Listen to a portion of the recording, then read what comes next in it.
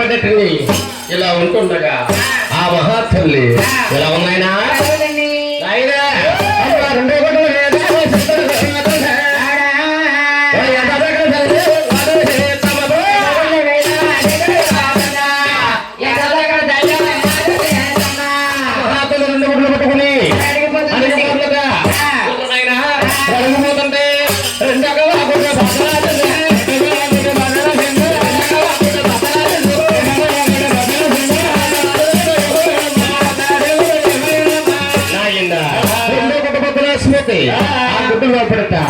అగ్గులం పుట్టుదట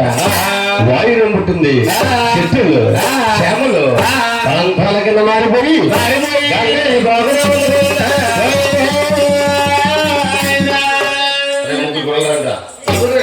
రండి ఏమవుతుందండ్రా చిన్నప్పుడు బాగా వచ్చుకోరు కదా అసలుకి ఈ మహాపిల్ల వాడు ఇప్పుడు వాళ్ళు కొట్టేస్తుంది ఎక్కడ వేస్తారు మహాతల్లి ఉరిగిపోతా ఉండదు అలా ఉరిగిపోతుంది ఆ మహాతల్లికి ఈ ముగ్గురు అబ్బాయిలు పుట్టారు ఈ ముగ్గురిని కళ్ళగా చూసింది మహాతల్లి ఈ ముగ్గురు త్రిమూర్తులు సందేశం అండి నీ సందేశం నాయన ఒకే గుట్లో ఒకేసారి వీళ్ళు ముగ్గురు పుట్టేరండి బాబు ఇద్దరు ఇది గుడ్లు ఇటు పుట్టాడా గుడ్లో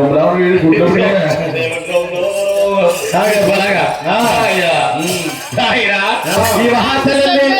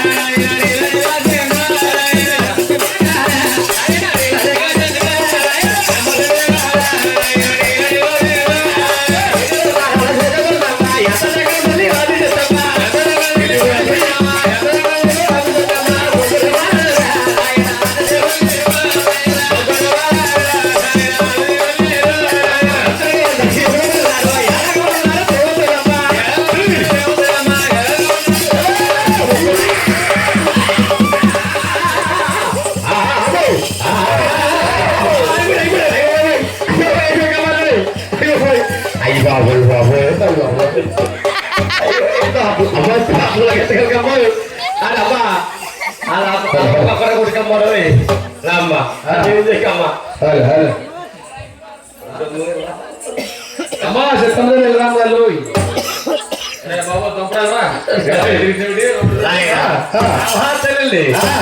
అంతా పెళ్ళి బాలాకుమారు వేసిందట కొడవలాగా వచ్చి బాగా తిరిగి పారిపోతారే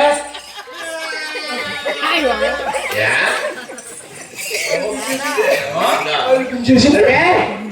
అన్నయ్య అమ్మేం ఇస్తుందిరా అమ్మ అమ్మా అయ్యి బాబు ఆ మహాతల్లి ఈ ముగ్గురు కూడా అలా చూస్తుందట ఏమేమి ఈ ముగ్గురు కూడా త్రిమూర్తులు ముందుగా కలియుగం పుడుతుంది ఈ కలియుగంలో ఈ మానవులందరూ కూడా ఈ ముగ్గురిని దేవుళ్ళని పూజించాలి పెద్దవాళ్ళు వేస్తుందట బాబు తెలరా నీ పేరు ఈ భూలోకములో బ్రహ్మదేవుడు నా పేరు బ్రహ్మదేవుడు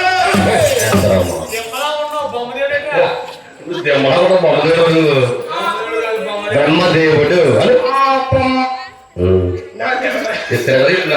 నాయన బ్రహ్మదేవుడు పేరు పెట్టిందట ఆ బ్రహ్మలోక ఇస్తుంది అరే బాబు ఈ పేరు ఈ భూలోకములో మహావిష్ణువు అంటారు నీ పేరేంట్రా నా పేరు ఉదయ కృష్ణయ్య మహావిష్ణువు పేరు పెట్టిందట అలా వైకుంఠ రాజ్యద చూడమ్మ మూడో వాడు చిన్నవాడు వదిలేస్తే ఇది చిన్నడా ఈ చిన్నడు మొక్కడు దోషాలు చేసి ఎలా ఒరే బాబు నీ పేరు గౌరీ శంకరుడు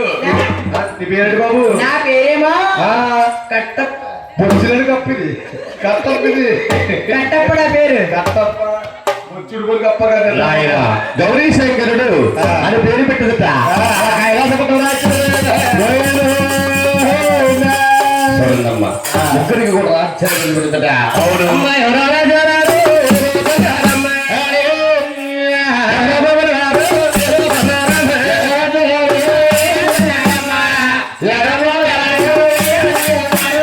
ఎవరు రాజ్యాల వారు ఎవరు బహుళ వారు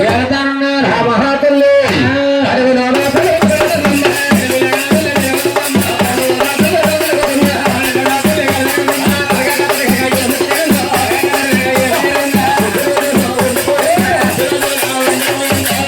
మహాతల్లి అడుగులో తిరుగుతుందట అడుగులో ఉంటుండగా ఆ తల్లికి ఆకలి పుట్టిందట అవునండి ఆకలి పుడితే అడుగులో మంచిగా ఉంటాయండి పళ్ళు పొల ప్యాకెట్ ఉంటాయండి పళ్ళు వృక్షాలు ఉంటాయట యాపిల్స్ కాయలు గానంలో కానీ బత్తాయి అన్నింటినీ అంటున్నది మహాతల్లి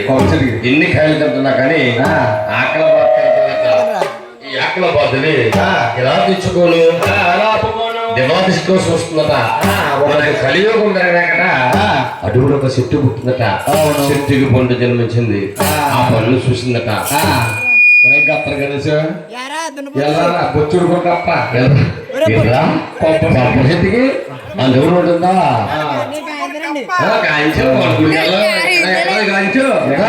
నాయన ఆ మహానుభావుడండి ఆ పండు చూసిందట మహాతల్లి ఆయన భుజించుకున్నాయి